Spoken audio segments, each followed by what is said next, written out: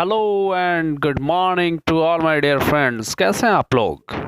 तो फ्रेंड्स, आज एक नया वीडियो लेके आया हूँ एंड इंटरेस्टेड वीडियो है। टॉपिक को समझने के लिए ज़रूरी होता है कि आप वीडियो को पूरा आखिर तक देखें एंड माइंड को जो है वो कंसंट्रेट करके आपको देखना होता है। और कोई भी क्वेश्चंस माइंड में क्रिएट होते हैं तो आप कमेंट सेक्शन में ज़रूर पूछ सकते हैं, ठीक है? कोई मुश्किल नहीं है।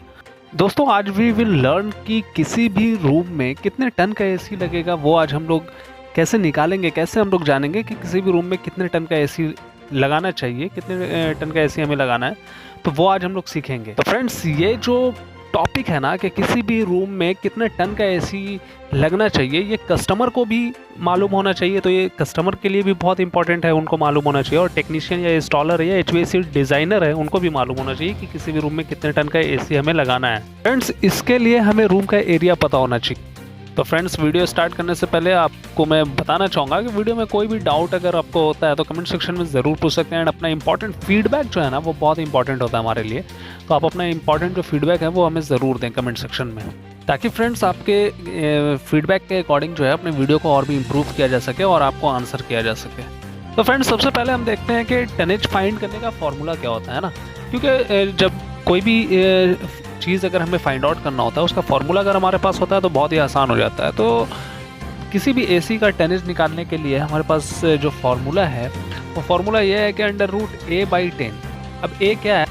तो A जो है ना वो रूम का एरिया है, ठीक है?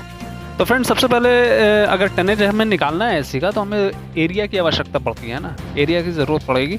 तो एरिया हम कैसे निकालेंगे किसी भी रूम का? तो अगर किसी भी रूम का डायमेंशन हमारे पास है लेंथ एंड ब्रेथ, तो हम एरिया इजीली निकाल सकते हैं। और जब एरिया हम निकाल लेंगे तो रिक्वायर्ड टनेज निकाल लेंगे, चूँकि टनेज निकालने का हमारे पास फॉर्मूला अवेलेबल है। तो फ्रेंड्स, चलिए देखते हैं कि अगर हमारे पास कोई एक रूम है ना, सपोज दैट हम मानते हैं कि हमारे पास कोई एक रूम है और इस रूम में हमें एसी लगाना है, तो कितने टन का हम इस रूम में एसी हमें लगाना चाहिए। तो उस रूम का डायमेंशन होगा कुछ ना कुछ, है ना? तो सबसे पहले हम उस रूम का डायमेंशन देखते हैं कि इस रूम का डायमेंशन क्या है, और उस रूम के डायमेंशन के हेल्प से हम रूम का एरिया निकालते हैं।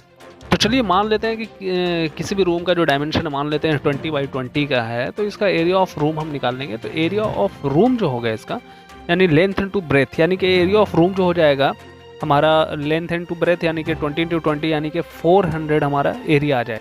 तो फ्रेंड्स, हम एरिया भी फाइंड आउट कर चुके हैं फाइनली कि जिस रूम का 20x20 डायमेंशन था उसका एरिया हमारे पास फाइनली फाइंड आउट हो चुका है 400।